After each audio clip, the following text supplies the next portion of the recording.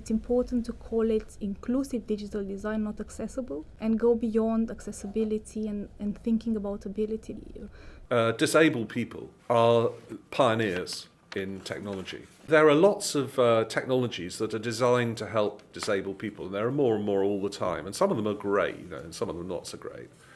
But the thing is about disability is that everybody's disabilities are unique. As researchers, we are always learning. There's going to be points where we're behind. We're going to be the parents with the phones upside down. So we need to speak to those who know what's going on and keep us informed. Whether they're showing us TikTok videos that we don't understand. But still, that's something that we need to learn from. I arrived at University of Leicester in 2018 as founding professor of creative computing. So I work in the School of Computing and Mathematical Sciences, where I started the creative computing programme. My background, actually, though, is not in computer science, it's in music. So on my letter of professorial appointment back in 1997, it says Professor of Music. So that's what I technically am, is a Professor of Music. The Aural Diversity Project just concluded its final workshop at the weekend. Right. Okay. And we had a fantastic 2 days, including some very interesting installations and performances, as well as an academic conference. The installations and performances included things like a vibrating floor. So we had people sitting on it, we had people holding balloons and being able to experience the vibration in the room through balloons, all sorts of other fascinating installations about different forms of hearing, like hyperacusis, synesthesia, and so on. I call it aural. Of course, we would normally pronounce it oral, but as soon as you do that, everybody thinks it's about speech, and this isn't really about speech, this is about hearing, okay? And it starts with a very simple observation, which is that everybody hears differently.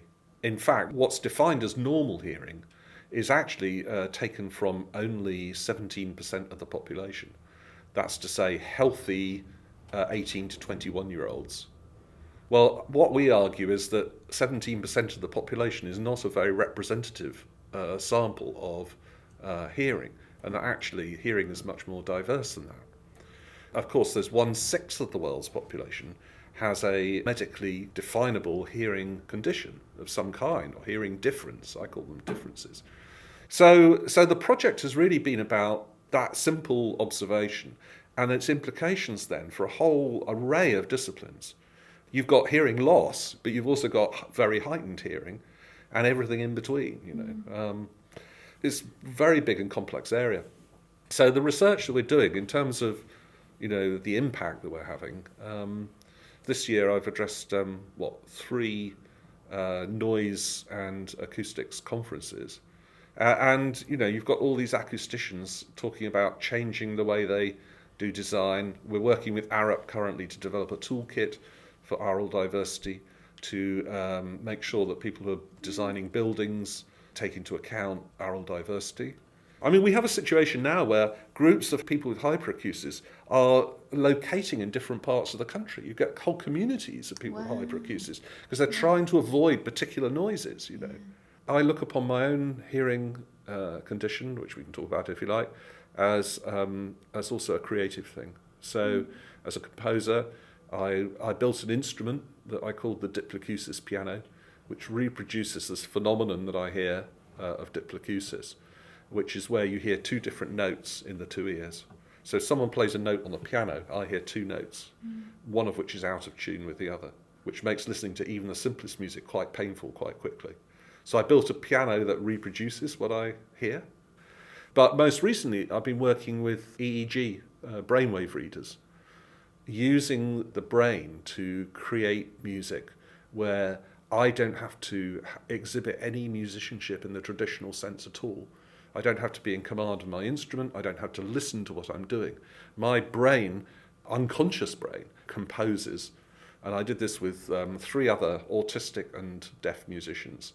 There's Anya Ustaszewski, there is Elizabeth Ficklander, and Simon Allen, one in Sweden, one in Sri Lanka, and one in Brighton. And we produced an album together where we built up firstly with our individual sound worlds, and then starting to combine into duets, and then trios, and then finally a full quartet with each of our individual brains composing against the other person's brain. So you get this interplay. I call them syzygies. Syzygy is an old word, actually. It's used in various contexts, but mostly used in astronomy to describe when three bodies come into alignment. So it's like an eclipse. And then Alfred Jarry used it in a book called Dr. Falstrol. So it is a pataphysics. It's a pataphysics term. He was talking about puns, really, and saying they were syzygies of words. It's when different meanings in the words come together and align, and you get this surprising moment of, oh, look at that, you know. I like it because it's all Y's, you know, it's univocalicus, they say. It's S-Y-Z-Y-G-Y is the word, syzygy. It's a vowel-free word. It's a vowel-free word. It's hard to say after a few pints of beer, I have to say. But anyway, so I use it as a fancy way of describing what I regard as things coming into alignment, you know. So it's a way of, in this case, of describing brains coming into alignment with one another. You get this interplay between the brains of the two people, irrespective of their musical ability, supposed musical ability, their listening prowess, their technical skill, etc. So now, I mean, on Saturday I performed, and my performance consisted of me simply sitting, and my brain just did the whole performance. I did nothing. Disabled people are pioneers in technology because there are lots of technologies that are designed to help disabled people, and there are more and more all the time, and some of them are great, you know, and some of them are not so great. But the thing is about disability is that everybody's disabilities are unique. You know, so you talk about blind people or deaf people, but actually it's like cancer, you know, it covers such a wide spectrum of disability. I mean, my own hearing loss is unbalanced for a start. You know, a lot of other deaf people have balanced hearing loss, so they've got equal amounts of loss in both ears. Mine is unbalanced, so my right side is much worse than my left side, for example. But that configuration is unique to me. I mean, nobody else has the same hearing that I have. So I've got technologies, you know, I've got hearing aids, I've got other kind of listening devices, but I have to adjust that technology to suit me. And I start experimenting with it. You know, do you want me to give you an actual example of that? Yeah. So I mean, for example, so I use noise cancelling headphones because of the hyperacusis. Because I'm autistic, I am sensitive to things, particularly things like sirens and so on in the street. So I wear noise cancelling headphones, which obscure that. But then at the same time, I've got hearing loss, so I have hearing aids in. So so now you think I'm in a restaurant with my brother. This actually happened just before lockdown. Big noisy restaurant, so I need the noise cancelling headphones, but I want to talk to my brother. So I have a thing called a multi-mic, which is a little microphone that I wear around my neck, or the other person can wear around their neck, which streams directly to my hearing aids. Right. So now what I have is him wearing the multi-mic, talking to that, streaming into my hearing aids. Over the top of my hearing aids, I've got noise cancelling headphones. So the hearing aids are designed to amplify the sound, but actually what I've done is to obliterate it and then have an input stream directly from him. The result is, it's a bit weird because I'm wearing headphones for the whole dinner, but I can hear what he's saying and I've not got all the background noise that is obscuring the conversation. Now, the makers of that technology never conceived that those two would be used in tandem like that, and no one's designed a system that would work for me. I figured that out for myself, and then there's a lot of fiddling around with settings because the hearing aids have an app that I can use to control the settings. You know? So that's me really kind of using a lot of sort of standard technology to create a solution that works for me. And this is what I mean about disabled people being pioneers. You know, I think every disabled person ends up in this situation. Okay, I've got this gear, it's really great, it's helping me, but actually it doesn't quite do what I want it to do. So I've got to make it do what I want it to do. So you figure out ways of doing that. If you're like me and you're a bit of a nerd, you can get in and sort of hack the code or whatever. If not, you'll usually find some friends, or you'll find some way of making the gear work for you. You know, people's attitudes to the technology generally are very positive in the disabled community because we have to be. I mean, what's the alternative? I sit up in a corner, rocking back and forth and not talking to anybody. This culture, this is what I mean by digital culture, It's technical, but it's also about life, daily life, and enhancing life. And for me, it's about creativity. Often with academia, lived experience is something you don't really talk about. You certainly don't want to be personal. Use the word I in a scientific paper is not a good idea.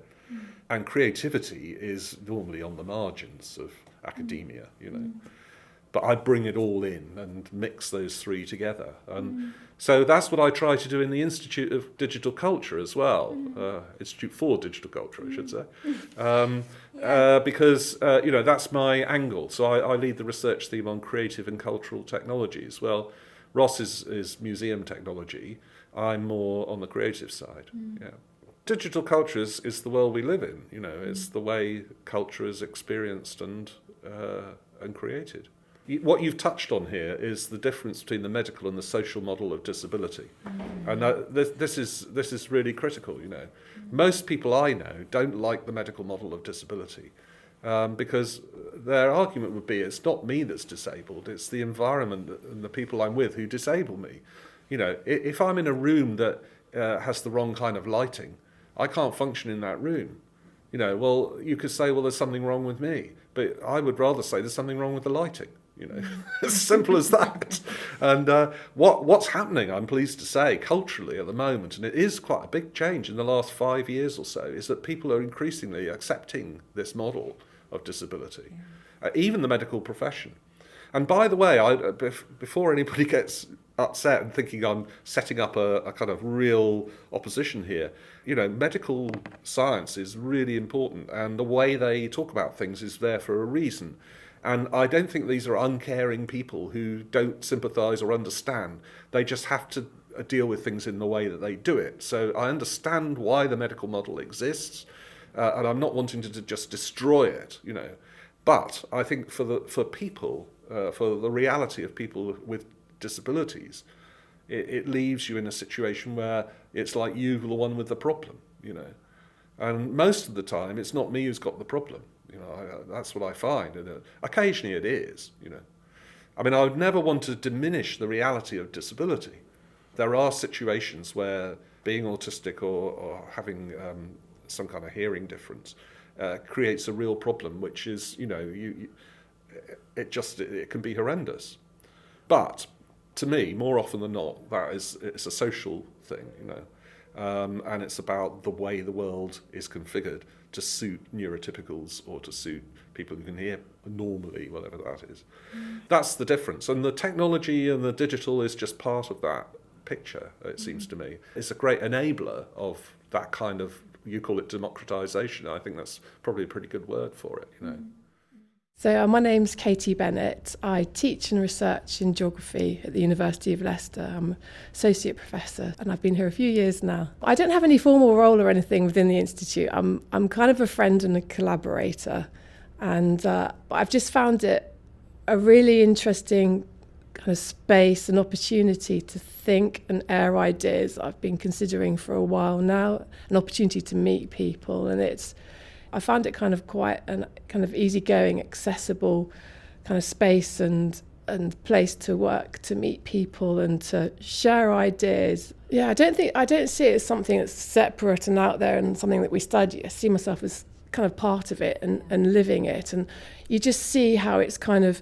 transforming society and how places are experienced. I didn't grow up with smartphones or access to digital devices to my children do, and I'm interested in how they kind of experience the world and experience places and how it shapes their lives in ways that are kind of very different to me. And a lot of my research is about understanding how people experience place, how people's lives unravel and take shape in particular places. And what interests me about digitality and digital devices is how they kind of intersect in lives and constantly connect people to other people and places elsewhere. And for geographers, it opens up the idea of place in ways that we've been theorising for some time now, thinking of place as a network. But you can actually see it playing out in terms of somebody might be in a particular cafe or a site, interacting and just there, but at the same time they're on the phone, they're on a digital device, they're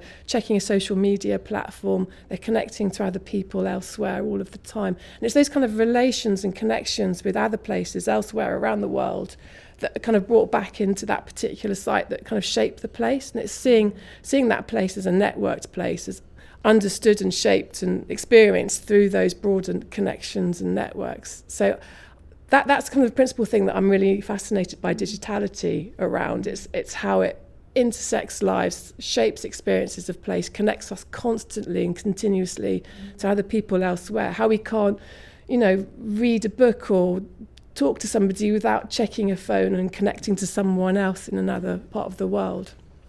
I've been doing with research with Stef on this as well, and using digital devices and digitality to be more creative on our methods to kind of hook into how they experience and understand the world. So it's digitality and how it shapes our lives and experiences of places that fundamentally interests me. And then it's hooking into what people are already doing and using to do research better in more creative ways. My research isn't kind of directly connected with the digital. I'm interested in how migration and mobilities kind of shape lives and dynamic places. I'm interested in this kind of new era of global migration that we're living in and how it's affecting places, how it's shaping super diverse communities. And the big agenda of my research is how we can live together better in super diverse places. So I've been interviewing people as well over the years, and especially young people, about their lives and experiences, how they experience place.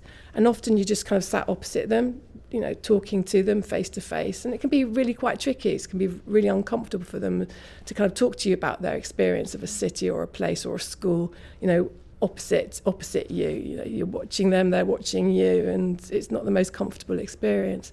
But what we've found is that, hooking into things that they're already doing and using, like gaming and virtual reality environments, we've been taking that into schools and hooking students into Oculus Rift headsets and connecting it to Google Earth. And they've been, taking us around their city, showing us places that they go to, that they visit, where they feel comfortable, where they feel less comfortable. And as a researcher, you're almost taken out of the equation, and they're just talking, and other things start coming into their heads, and they completely forget who you are. And kind of the emotional dynamics of the interview shift as well. There's a kind of an interesting kind of shift when you're doing something where they're not directly opposite you and you're in this VR environment. I just kind of really, really like it for all of that. So something shifts, I don't know quite what it is, and you try to capture it in notes at the time, because you can kind of write notes, they can't see you, thinking, there's something really interesting going on in this room, in this interview, at this particular moment, this VR environment. But when you get the transcript and you're kind of turning the recording into words, you can't see what you felt. So we've kind of also been trying to capture that kind of shift. The VR environment, you can literally just go anywhere. And I really like the fact that you can just fly out of the city and fly somewhere else and go to somewhere else where somebody wants to take you. And, and it gives you that kind of empathetic kind of understanding of why they're saying what they're saying about Leicester, because you're beginning to see it in a kind of a more broader global context. It's just really encouraged and supported kind of collaborative interdisciplinary work. And I've hooked up with Stef, and we've been doing a lot of work over the last couple of years together, and on the back of that there's been so much inspiration and ideas, and lots of kind of creativity and kind of new agendas. And it's really kind of woken me up to some new research ideas and just doing things differently, just coming at things differently as well. We have done a project around mapping multiculture, which just finished a year ago or so. I mean, the core aim of the project was to understand how young people perceive Leicester as a multicultural city. So we started to look at Twitter data. We're working with kind of a million tweets, all kind of geotagged or associated with Leicester. So they had to have some kind of connection with the city. We just started doing sentiment analysis, algorithmic sentiment analysis, modelling, through Stef, working with Stef. But it just threw up so much of interest to me, because people are often trying to explore, how a city is felt in its entirety, the atmosphere of a city. And we began to be able just to pick up on the atmospheres of different parts of the city just by working with this Twitter data. And I mean, we've done a number of things which are, again, you can think about them as doing geography through digital. So we use virtual reality for doing our own interviews, and then we've done study of geographies by the digital, in the sense that we did some Twitter analysis. And it's being interesting because I come from, again, computer science, working with Katy, who comes from social and cultural geographies. Yeah. And again, I think in that sense, for instance, her understanding of culture is much more broader culture, rather, broader cultures in the plural, rather than the culture and the culture sectors and so on and so forth. And she's worked a lot around memory, emotions, multicultural. Katy's great. Thank you. Oh, great. What we really like about it is capturing people's experiences of place as they're just going about their everyday lives, nothing special. It's just as they're moving around the city, which is different to census data, which just basically shows where people sleep, right? It's just captures that. But when you're kind of working with Twitter data, you're capturing as they're moving around in their everyday lives, as they're sat in a cafe or going to school or at work, and they're tweeting about their experiences. So it was really interesting working with, computer scientists, somebody with a computer science background. Some of the kind of the positive and negative vibes of the city kind of reflected how people have already been writing about the city, but we were able to kind of get involved in that a bit more. So you have kind of researchers that sit in sites like I used to do, where you're kind of observing interactions and how people are rubbing along. You might be sat in a library, you might be sat in a cafe, and you're making detailed notes of tables not talking to each other or talking to each other, dropping serviettes, all that kind of really mundane stuff. It's the mundanity that I really like. Civil inattention is the word they use to describe it, civil inattention. But the tweets begin to reveal something different sometimes. So some of them, where there's negativity, you can really begin to explore what it looks like and describe. You get a sense of what they're thinking through their tweets, rather than just looking at what they're doing and interactions and happenings. You also get the sense of what they're thinking. And so there's some kind of uncivil attention as well, kind of coming through in the tweets. So we're able to kind of drill down to another layer, that kind of the emotion and also what people were really thinking through Twitter data.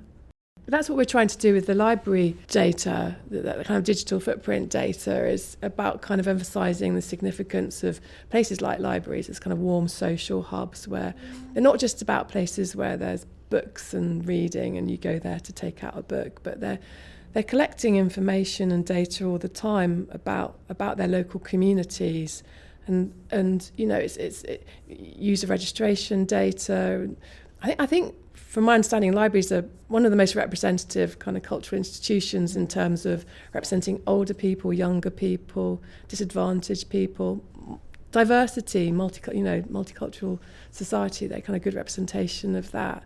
It's using this kind of data that these institutions are already collecting, like user registration, book loans, footfall data, and showing how important these kinds of sites are. And they're important not just for learning and reading, but they're so important for kind of community cohesion and places where people can just go with no expectations, with no formalities, just sit and be and access all kinds of services actually beyond. So that's why they're interesting. And libraries already know this about themselves, but it's working with them to show it even more to kind of wider society politicians, so they don't get closed. Yeah. We were using ebooks.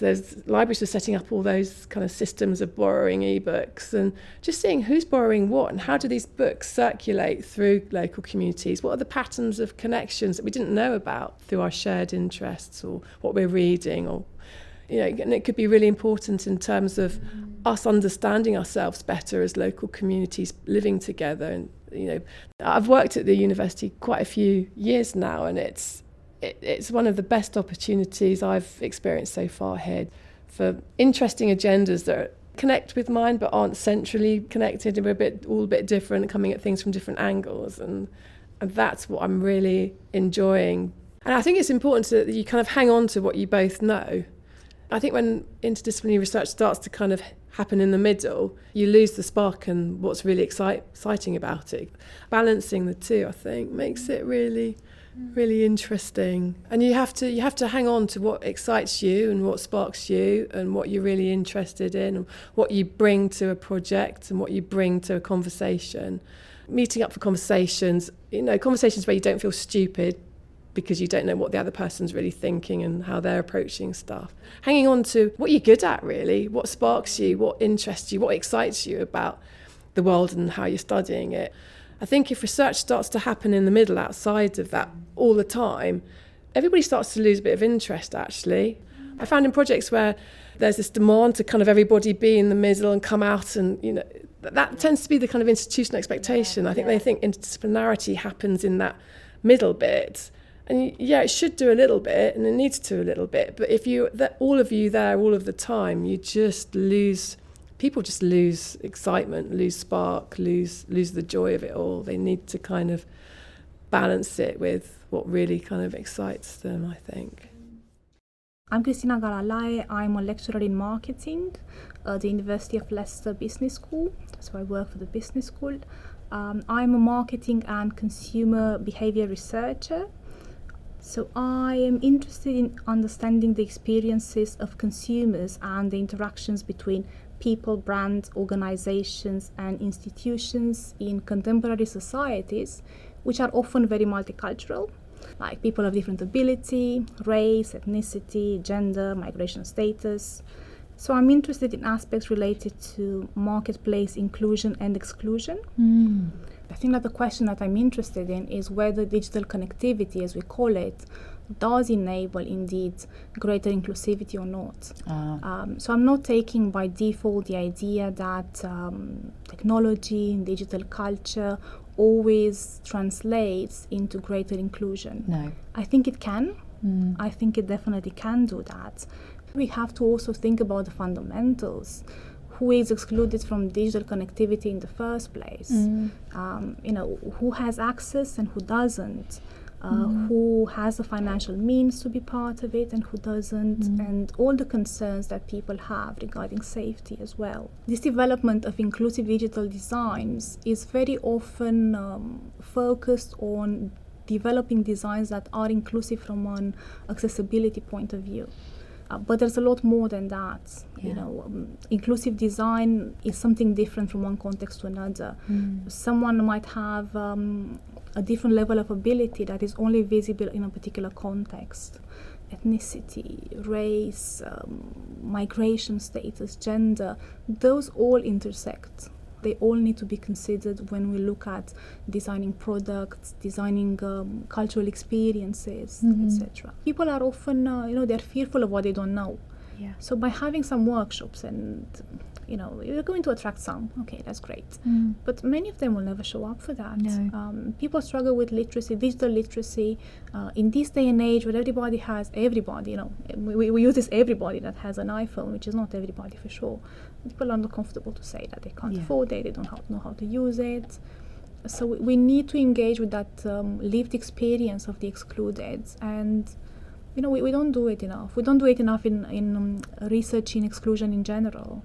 When I talk with practitioners, consumers about inclusivity, I end up often talking with the ones that are interested, believe in it, and it's different when you talk with someone who is in fact of a different political, ideological mindset.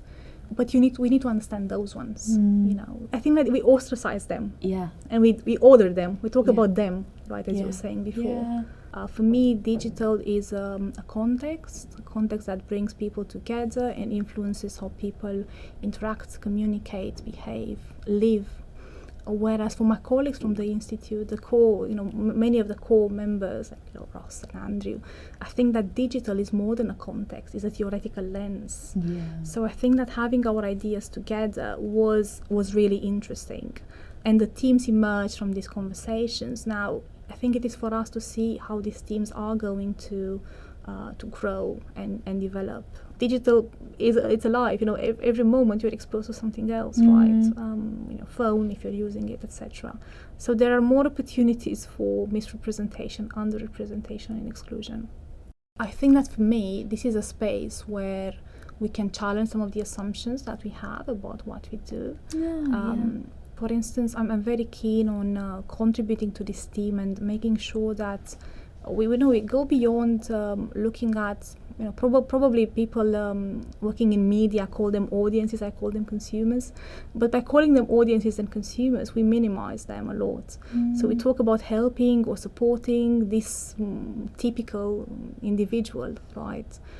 The typical individual is very often thought to be able and white and privileged and so on and so forth. I think that there is this opportunity for fragmentation, for looking at who is in our society, who are the members of our society, who is the institute, who and what are we contributing to, right? Is it ideas? Is it supporting certain people? Is it engaging with communities? I think we have the resources and the expertise to not trivialize experiences, societies, etc., to go deeper and understand them. And we have colleagues with expertise in data mining, and then we have people who are more into theories like myself. So I think that this is where the Institute can really bring a contribution to challenge not only knowledge but concepts and how we view the world. I think this is a place where we can learn how to really conduct research that can make societies more inclusive in the context of digital connectivity. This is a great context for inclusion. I was talking before about some of the challenges. I think there are many challenges, but this is a context that that really has the potential. These kind of opportunities that end up making massive change and transformation, they start from a place where they're not accepted. And we need institutes for that. We need to be careful with how ideas circulate via digital connectivity and how we adapt them, how we integrate them. Because ideas circulate faster than how societies and people change their behavior and mentality. Right? And this is, I think, a gap that we are trying to fill in too fast. Being more inclusive requires a form of critical assessment of the self. If you realize that you're not inclusive and you have to reflect on it, you learn something about yourself, you need to change something. It's not a comfortable position to be in. No. Sometimes we focus on who benefits from digital connectivity and we don't see that this is a very complex process. So my name's Tess Osborne. I'm a lecturer in human geography, based obviously in the School of Geography, Geology and the Environment. But before this I was living and working in Groningen in the Netherlands, where I was doing not as much digital things. So I'm very excited to be here in Leicester, and as soon as I saw Rosa had founded the Institute, I was straight in here because it speaks to everything I do in my research. It's open-minded, it's interdisciplinary, and it has that digital edge, which I think is really exciting as a channel of research because it goes across so many disciplines. So what I really want to do is use digital technology to promote positive health and well-being. That is an area that I really want to move into. Within geography, there's no one who's doing that, essentially. And in my research, as I said, I'm a nerd. I will take any little digital tool and go, how can we use this? How can we experiment and play with it? And the Institute's great because it lets you play, lets you have play's probably the wrong word, but it gives you the chance to experiment and see how this could work for you. You have your fight or flight response. Everyone knows what that is, right? And when you're in fight or flight, so you're scared of something, your heart rate will race, you'll start to get sweaty, your skin temperature will rise to help you either fight or flight. We can measure those reactions, so we can go, okay, all of these things are happening at once, therefore the person might be having stress right now, but also they have the opposite side. So if you're relaxed, you're chilled out, all those levels drop. So by measuring those, we can see which end of the spectrum there are. And people a lot cleverer than me in the biological and neurosciences go, oh, actually from the different combinations of things you can pull out different emotions as well. So you can almost measure someone's happiness through these sensors. Yeah. But again, being the good social scientist, I have some skepticism there. But there's still something that's kind of interesting. So we found that if people were in parks, their stress levels plummeted. We found out that narrow footpaths cause so much stress. So over time, if you can make them wider, it makes walking the city more accessible and therefore can help in that regard. Back on the record. But in terms of institutions, you know, you can see bits of the museum that are more provocative or emotional, because obviously you don't want to be walking around with someone saying, what do you feel about this painting?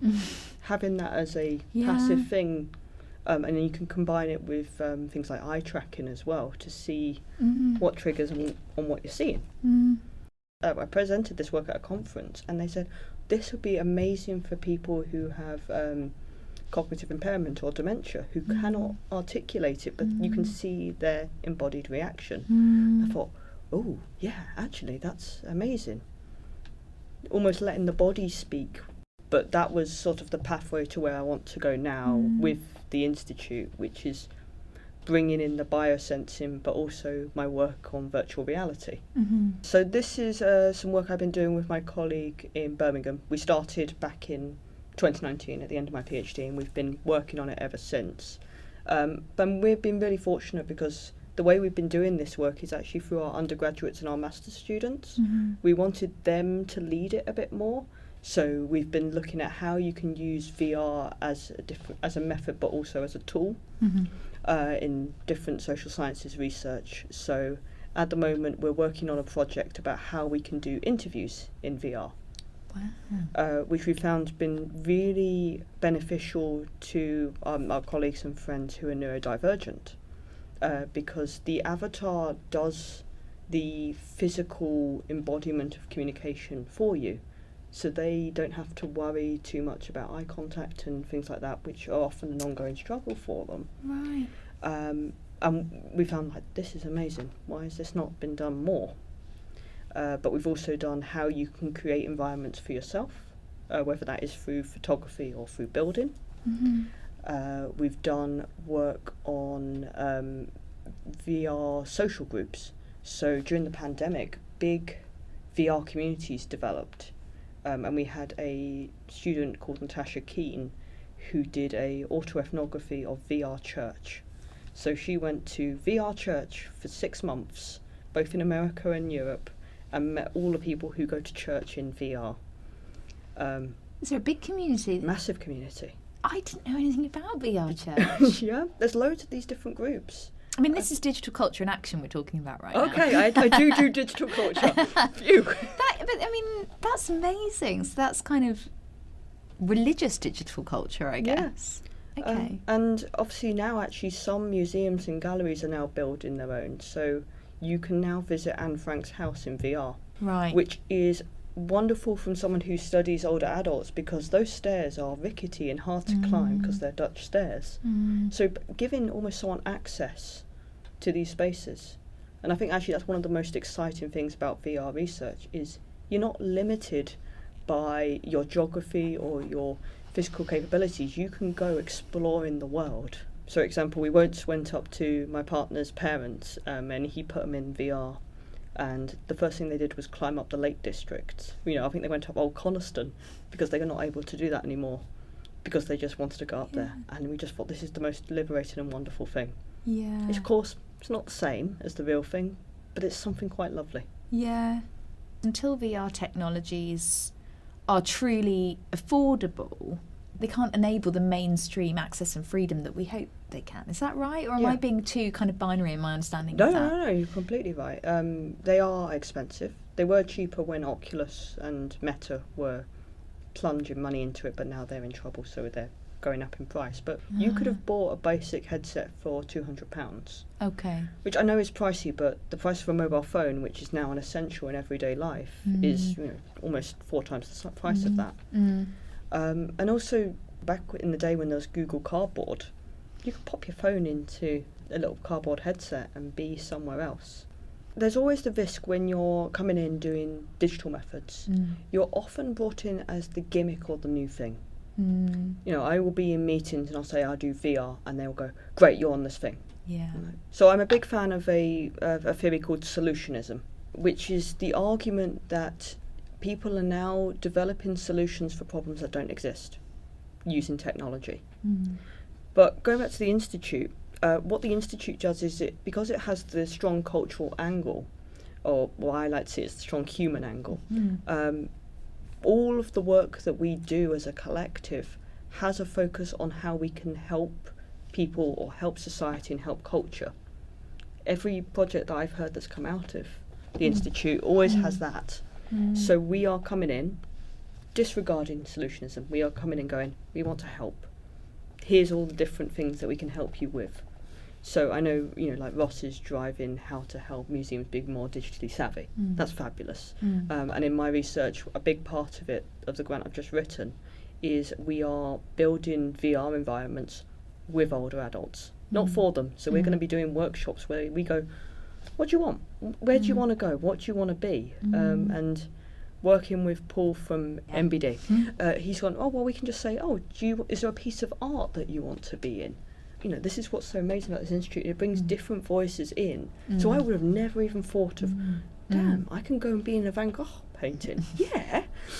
About bringing these voices together to make sure that what we research and what we create actually has a positive impact.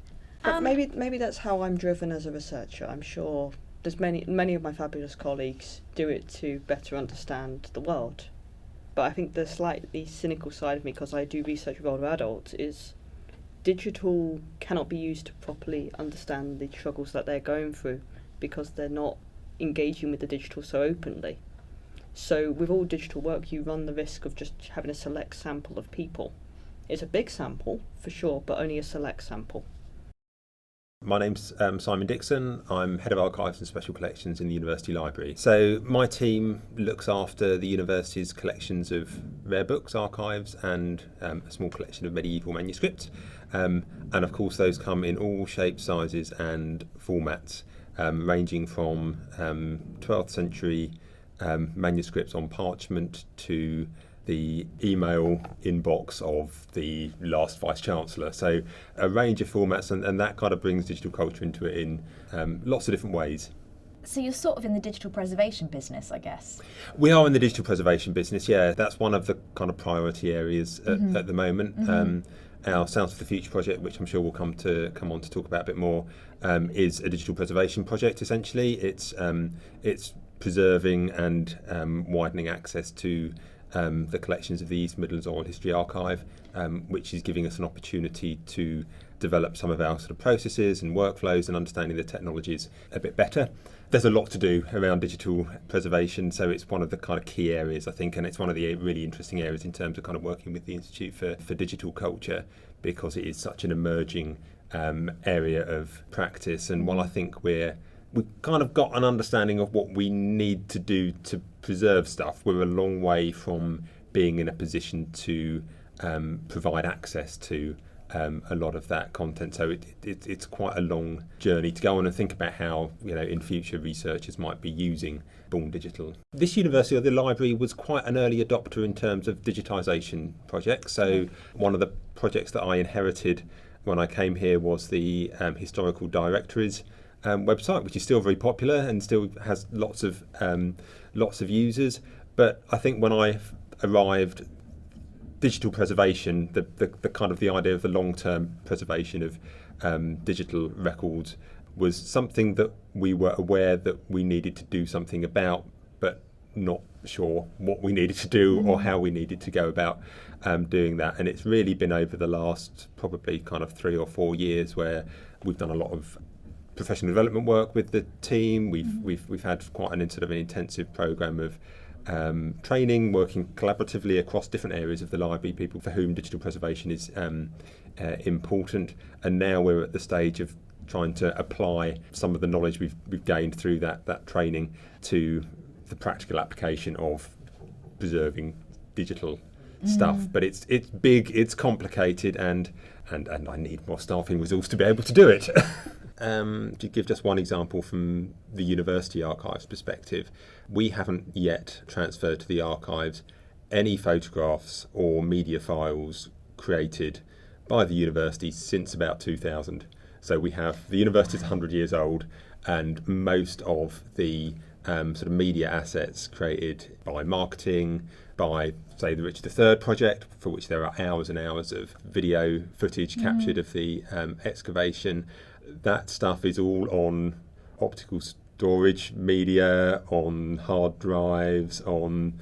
Yeah, it's the kind of thing that would keep you awake at night if you weren't kind of philosophical about it, and you can only do what you can do. Yeah. Another thing that I'm quite keen for us as the library to be is almost kind of like a kind of test bed for stuff that the institute might do.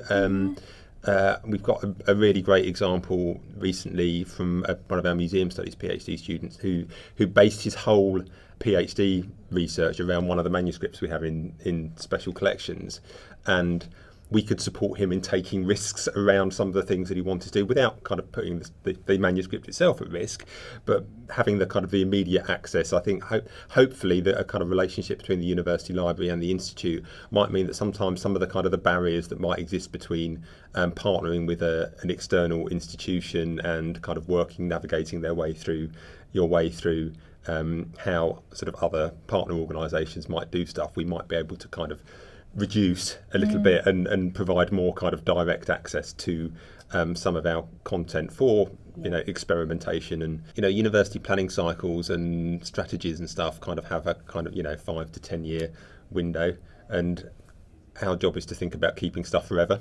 We've been successful in our job if when we're not here anymore, the collections that we've been responsible for are still accessible and usable by people. And I think we've really only scratched the surface in terms of research use of digital collections. Investment has gone into creating digital surrogates of physical material and making those accessible to anybody, anywhere, at any time. I still think we're only scratching the surface in terms of how digital technology can enable researchers to interrogate and interpret either the stuff that's being created as born digital or those digitised collections. So I think that's where the exciting potential and opportunities will lie. At a very basic level, we can argue that every single manuscript needs to be digitised. So it's not like working on early printed books where an early printed book you can digitise one copy and you've got basically the same. We need digital copies of a digital facsimile of every single copy of Bede's Ecclesiastical History because they're all different. How many sorry, I'm interrupting you. How many roughly copies of the Ecclesiastical History? So we've got maybe a kind of 160. Okay. Through the Middle Ages. Okay. Right? So these aren't hundreds, but we've got thousands and thousands of manuscripts. So whereas the sorts of things that I'm looking at, and my research at the minute is very manuscript focused, our standard research tool for looking at Latin manuscripts before 800 was a really important collection of works that was done from the 1930s up to about 1972 with a description of a manuscript and a snippet view of one page, maybe 2 inches high, maybe 3 lines of text. The digital revolution means that I can now see the whole of that manuscript from sitting at my desk. I can compare it with another one. I can pull these down and I can look at dozens at the same time. I can look at hundreds overall. So the ability to have digital facsimiles of the same text but in different formats is completely transformative. So I'm Rosa Francesca, I'm a digital artist, and at the moment I'm a creative fellow at the university. They have a project going on where they've commissioned various creative fellows to collaborate with different departments to create an artistic project around a specific theme. So I was commissioned to work with the Geosciences department, focusing on accessibility and disability, and we decided to base the project around fieldwork and accessibility, and in particular looking at how disabled students and geoscientists and neurodivergent people experience fieldwork differently than neurotypical and able-bodied people. Initially, when they reached out to me, they were talking about how things changed post-pandemic. Obviously, for a lot of students during the pandemic, they were working from home and they weren't experiencing field work. And it was like, speaking like as a disabled person and a neurodivergent person, like the pandemic was kind of a dream for me because I didn't have to go anywhere from my work, and everyone got used to working at home. And it, like, for disabled people, it was actually a really like nice, accessible time because everyone was on the same footing for a little while. And then obviously when everything like started up again, it makes it a little easier to reflect on the differences and stuff like that. So we wanted to look at how disabled people experience field work. I mean, some people see it as like a necessity in geosciences, or like quite an important thing. And it's like, how can there be another way of approaching it? So we've had various focus groups over the course of the project, and people were talking about things like people not knowing the proper way to go to the toilet, like when doing field work, or not taking enough breaks and not drinking enough water, and like simple things like that that just don't occur to everyone until they have someone say, hey, I don't know how to do this, or I need to do this thing, and then suddenly they're like, oh yeah, we should all probably figure out how to do this thing. Camping and like even eating outdoors is not a very doable thing for me because I get so like, I'm so sensitive to kind of sensory environments, and like things like grass or insects or something are going to stress me out or trigger different tics. So even like small things like that other people wouldn't really like think about are going to affect other people. When I came into the project, I didn't know about the importance of field work in the geosciences, or like how often they go on these trips, or like where or when, etc. So it's been a really interesting experience and a nice learning curve to like be so far out of my comfort zone. We had kind of like two halves to the project, so like the research side of things and the digital output, which I was like kind of in charge of like creatively. And so we had focus groups and we talked kind of internally about, you know, the different issues with accessibility in fieldwork and the geosciences. And then my task was to create a digital output. And what we've put together is an installation. I work in kind of immersive art and 3D, like CGI, digital models and stuff like that. I've created these 3D landscapes in a program called Unity. And I wanted to look at like the perspectives of how different people view these environments in the context of fieldwork, and find a way to depict each of these experiences. And what we're doing is I've made like a 360 video of a landscape, and each quarter of it is a different perspective, and it's all like mapped onto, it's all being projected onto a cube, so that as you walk around the cube you can see how different people would see the same landscape. Oh, cool. Kind of like the idea of like looking through a window, and like I was very specific that I wanted it to be you're on the outside rather than being in like a VR environment where you're on the inside immersed in it, because I wanted it to be like you're the external person looking at how someone else experiences it. I really love this space because I can kind of come in, I mean, I was coming in about once a month and now it's a little more frequent, but we'd be working on stuff or just having a meeting, but we could do it in here, and it's a nice little quiet space. It's very, very cozy, and we've got all like the projectors and stuff to show things. I mean, when you think of like a Institute of Digital Culture, you think like art, and I don't know 100% of what other stuff it does, but in terms of that, it's a really good setup for it. So it has been very useful as like a creative space for kind of spitballing ideas and stuff like that. The overarching theme of my work is accessibility, and that feeds well into it. So a lot of it is the last 5 years has been me teaching myself various things and programming and stuff like that, which has been really fun, and I'm always just trying to like push myself a bit further. So yeah, a lot of my work is kind of installations, video games, and like video works in general, I would say. I've always been very keen to make sure that I'm learning a new skill like regularly, because like I get worried, I get paranoid that I'm going to forget how to learn new things. Like, you know, things like how it's hard to learn a language later in life. I want to make sure I keep that ability to learn a new skill.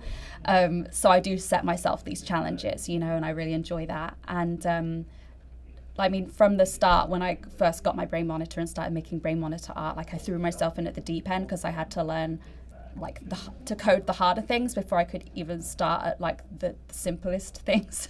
So I ended up going kind of backwards. So a lot of the time, like I go in like, I want to make this thing, and if it turns out it's a really complicated way to make it, I have to just learn the bits and pieces that I need for it. So I'm not necessarily learning all the skills in the right order. The structure for the work we're making at the moment is like so massive, you know, so it's nice that I'm headed in that direction where I can have these big ideas and create something massive. So I have a lot of like installation ideas that hopefully one day I'll be able to put into, you know, practice, but I just kind of, I'm happy with where I'm at, you know, and I just want to carry on.